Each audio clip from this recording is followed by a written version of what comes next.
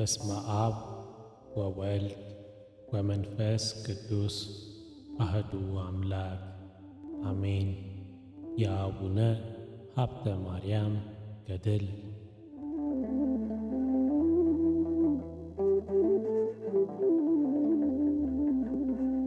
ሐሙስ ዕለት የሚነበብ የሚጸለይ የአቡነ ሀብተ ማርያም ገድል ምዕራፍ 9።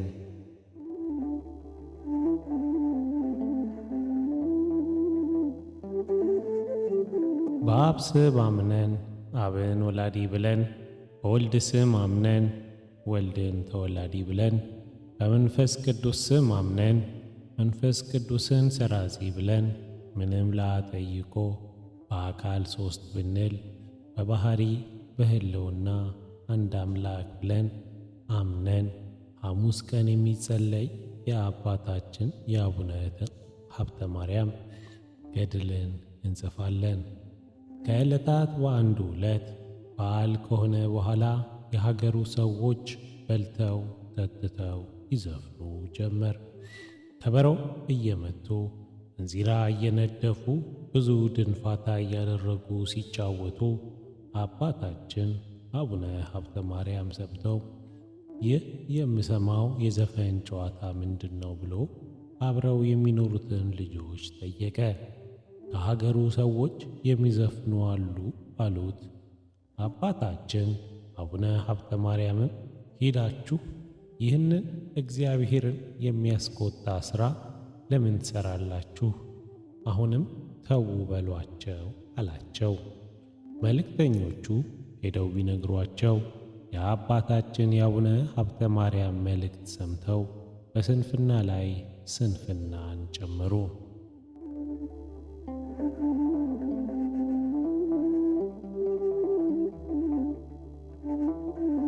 ወደ ቅዱሱ ቤት ፈጥነው ይሄዱ ዘንድ ሰይጣን አበርትቷቸዋልና እየነደፉ እየጮኹ አብዝተው ዘፈኑ።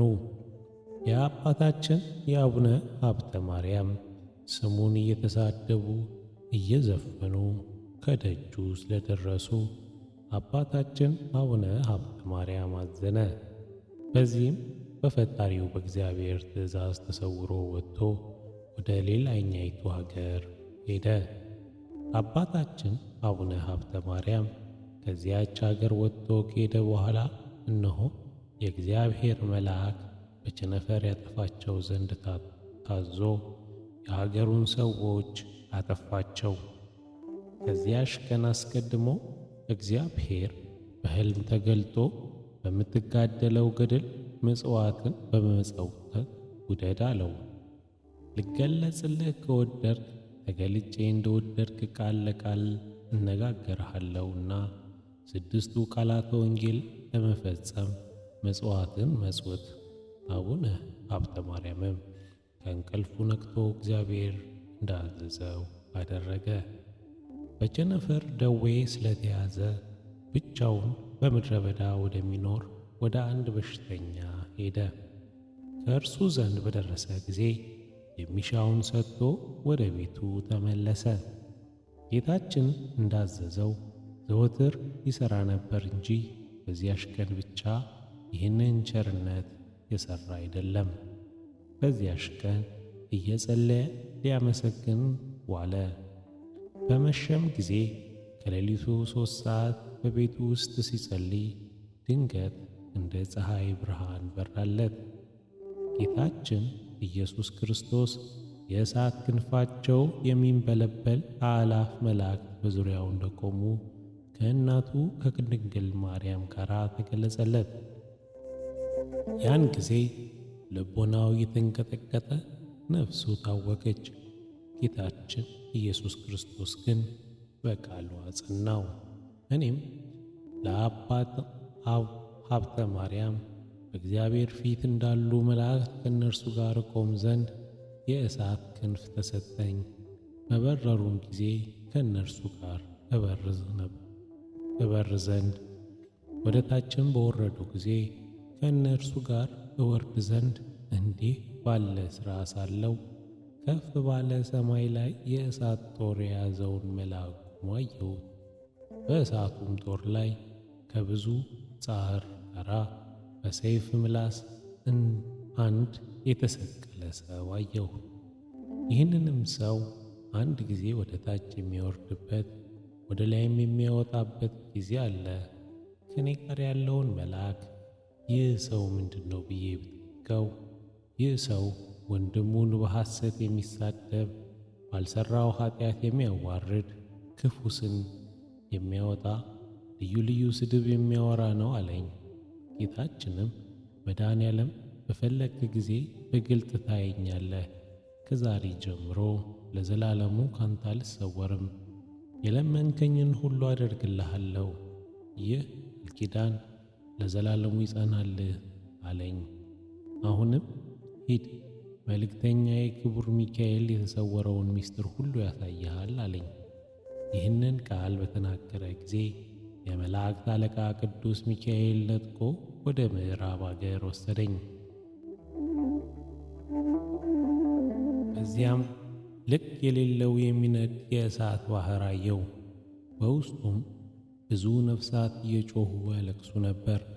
ከእነርሱ መካከል እየጮኸ ሌላ ቃል እኔን ጠርቶ እግዚአብሔር የሚያደርገው የጠላቸውን ሰዎች ወደ እኔ እያመጣ የሚወዳቸውን ሰዎች ከእኔ እያራቀ ይኖራል አለኝ። ይህንን ቃል በሰማሁ ጊዜ ከእኔ ጋር የነበረ መልአክም ምንም ቃል አትመልስ ብሎ ጠቀሰኝ። አብሮኝ የነበረውን መልአክ ይህ ቃል የማን ነው? እዚህስ በጣም የሚያለቅሱ እነማን ናቸው አልኩት። አብሮኝ ያለ መልአክ ይህንን ቃል የሲኦል ነው፣ ከዚህ በመካከሏ የሚጮኹት ኃጥአን ናቸው አለኝ። እኔም እነዚህ ብዙ ነፍሳት መካከል እገሌና እገሌ የሚባሉ አሉኝ ብዬ ጠየቅኩት። መልአኩም አዎን አሉ አለኝ። እኔም እንግዲያውስ እነዚህን ሰዎች አውጣልኝ፣ አንድ ሰው ስለ እነርሱ በጸሎት አትርሳቸው ብሎ አማጽኖኛልና አልሁት። አብሮኝ የነበረ መልአክ ይህ ሥልጣን የኔ አይደለም፣ የጌታዬ እግዚአብሔር ሥልጣን ነው እንጂ አለኝ። ያን ጊዜ ከመንበረ ጸባዖት ሀብተ ማርያም ሆይ ምሬልሃለሁ የሚል ቃል መጣ። እኔም ደስ አለኝ።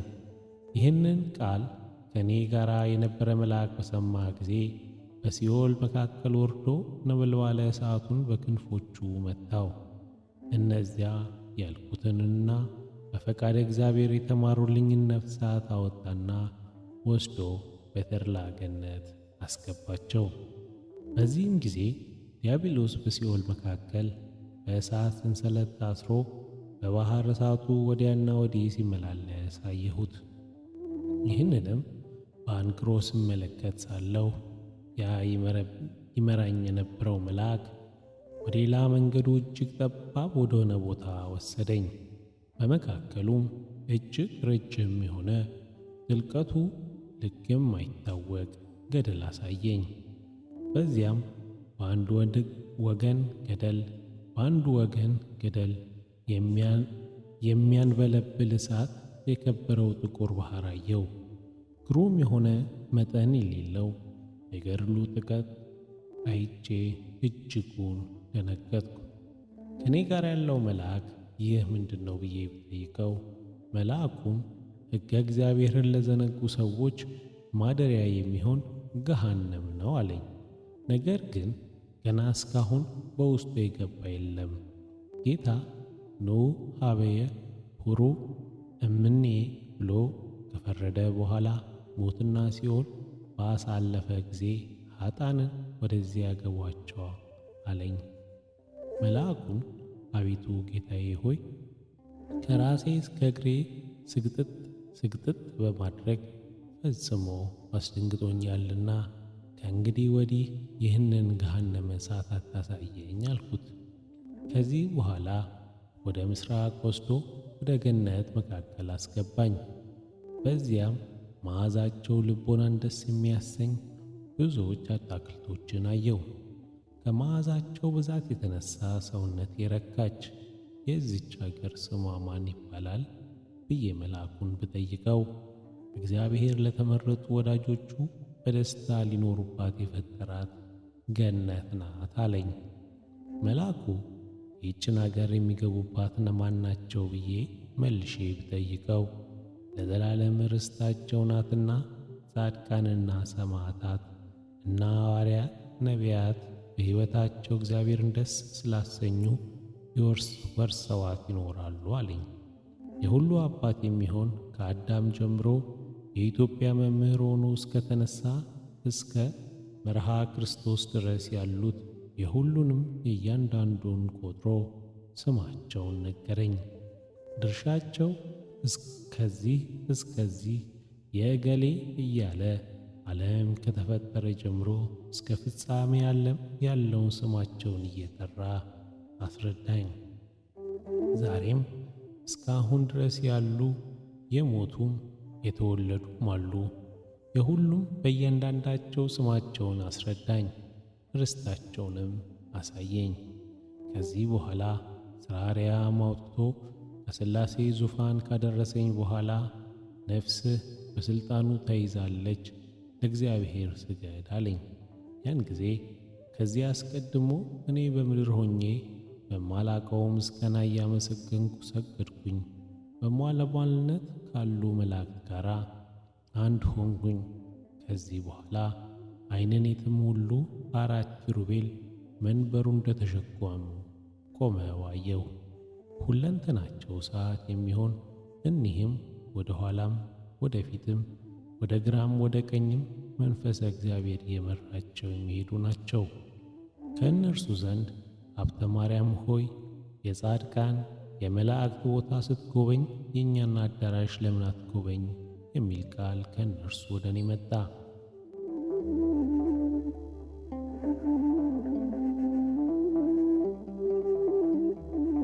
ይህንንም ቃል ስሰማ ብዙዎች ጻድቃን አምጥተው የእግዚአብሔር ፊት አቆሟቸው። ከእነዚህ አንዱ ከጌታ አጠገብ መቆሙን እኔ እቀድምሃለሁ አለኝ። እኔም በምን ምክንያት በጌታ ፊት ለመቆም አንተ ትቀድማለህ አልኩት።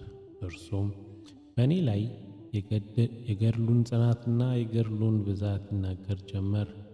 እኔም እግዚአብሔር ከእናትህ ማኅፀን ጀምሬ የመረጥኩ ብሎ ስላከበረኝ ነው እንጂ እኔ ኃጢአተኛ ሰው ነኝ ብዬ መለስኩለት። እንደ ነቢዩ እንደ ኤርምያስ የመንፈስ ቅዱስ ማደሪያ አደረግኩህ፣ በእናቴ በማርያም ንጽሕና አተምኩ ቢለኝ ነው እንጂ። በዚህ በፈጣሪዬ ቃል እኔ እቀድምሃለሁ አልኩት። ያን ጊዜ ከእኔ ፊት በመቆም ሀብተ ማርያም ይቀድማል የሚል ከልዑል እግዚአብሔር አንደበት ተነገረ። በዚያን ጊዜ መንግሥቱ ለዘላለም መንግሥት ለሚሆን እግዚአብሔር ፍጹም ምስጋና አቀረብኩለት። ደግሞም ከዚህ ሌላ ከእግዚአብሔር ፊት በመቆም እኔ እቀድምሃለሁ የሚል ሰው መጥቶ ተከራከረኝ። ለዚህ ቃል ሳልመለስለት ይህ ሰው ቀድሞ ይቁም የሚል ቃል ከዙፋኑ ፊት ወደ እኔ መጥቶ ተነገረ። ጌታ እንዳዘዘ ያ ሰው በፊቴ ሲቆም እኔ ከኋላው ቆምኩኝ። ልዑል እግዚአብሔርም የሰው ልጅ መናገር የማይችለውን ግሩም ነገር ተናገረ። እኔም ይህንን ነገር ጠይቄ ከተረዳው በኋላ ላልገልጥ በልቡናዬ ሰውሬው ኖርኩኝ።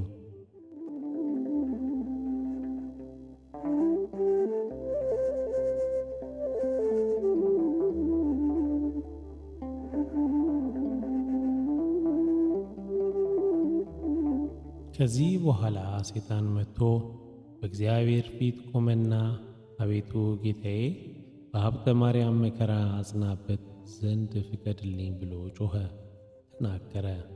እንደ ኢዮብ ብዙ መከራ ሳይቀበል እንደ አብርሃም ጽኑ ሐዘን ሳይታገዝ በከንቱ ትወደዋለህና ብሎ ተካሰሰ። ጽዋቶ መከራውን ከተቀበለ በኋላ ይሰድብሃልና ብሎ ጌታዬ መከራ መጣበት ዘንድ ፍቀድልኝ ሲል ሰምቼ ፈጥኖ የተቀበለኝ መሰለኝ። በዚህ እንባዬ በጉንጬ እስኪፈስ ድረስ ብዙውን አለቀሱ። ፈጣሪዬን የሐሰት ምስክር ተነስቶብኛልና ሰውነቴን መከራ የሚያጸናባት አሳልፋት አትስጣት ብዬ ለመንኩት። ሰይጣንማ መከራ አጸናበት ዘንድ ፍቀድልኝ እንጂ አቤቱ ሥራ እንደፈታ ይቀር ዘንድ አትተወው ብሎ አዘነ። በመከራ ከተፈተነ በኋላ በደግነቱ ጸንቶ ከተገኘ በእውነት ደግ እንደሆነ በዚህ ያውቃለሁ አለ። እግዚአብሔር ግን በሰይጣን ላይ ተቆጥቶ በነፍሱም በሥጋው መከራ ታጸናበት ዘንድ አልፈቅድልህም አለው። እኔ ከእናቱ ማኅፀን ጀምሮ መርጬዋለሁና በንጽሕናም አጽድቼዋለሁና ኃጢአት እንዳይሠራ ዘወትር ጠብቀዋለሁ።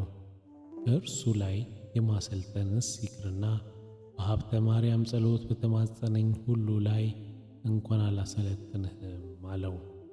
ሰይጣንም ይህንን ቃል ሰምቶ ስላፈረ እያዘነ ሄደ። እኔም ለወገኖቹ ኃይልን ጽናን ለሚሰጥ ለእግዚአብሔር እየሰገድኩ ክብር ለሚገባው እርሱን አመሰገንኩት አለ።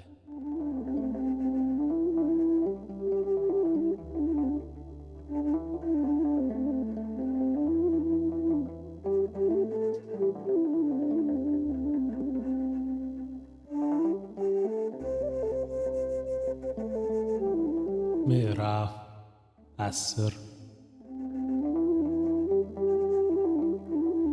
እንዲህ ባለ ሥራ ሳለሁ መልካቸው እጅግ የሚያበራ ልብሳቸው እንደ መብረቅ የሚያንጸባርቅ ሰውነታቸው እንደ መርቅ የሚያሸበርቅ 9 ክቡራን ሰዎች ወደ እኔ መጡ።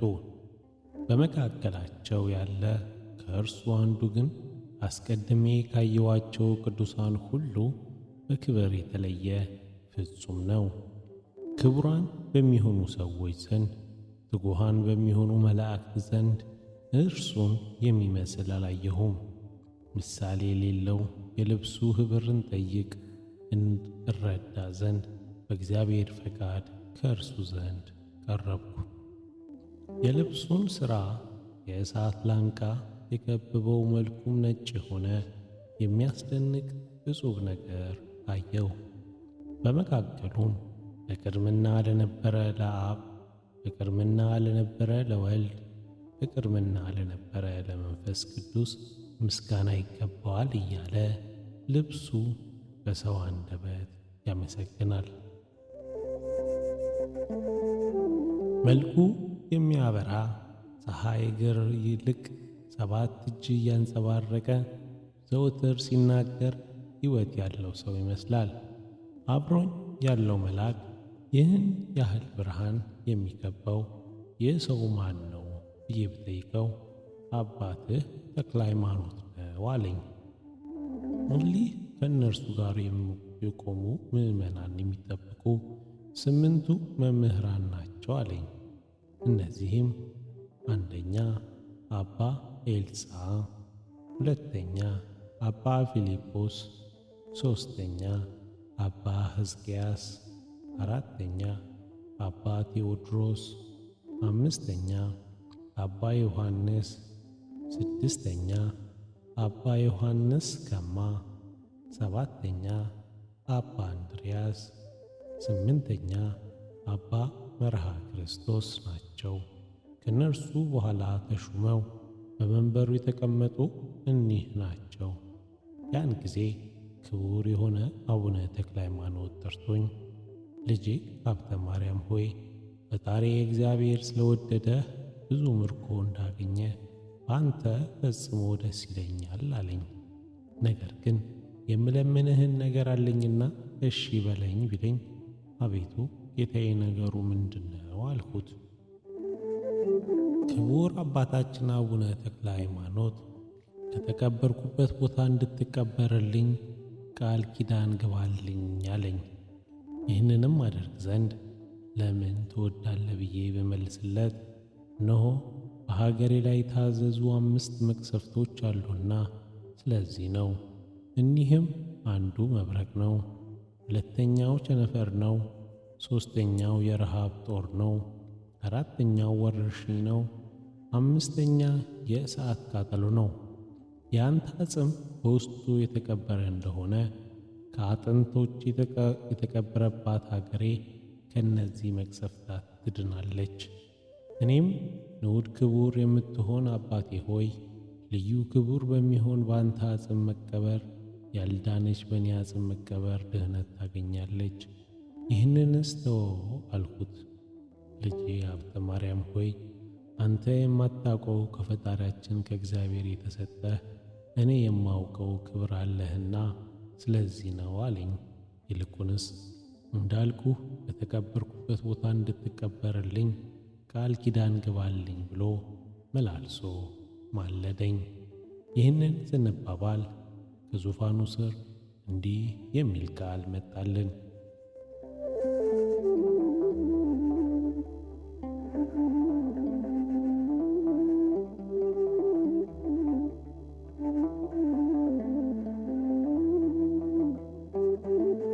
ከወዳጄ ከሀብተ ማርያም አንደበት ይህንን ቃል ኪዳን አይወጣም።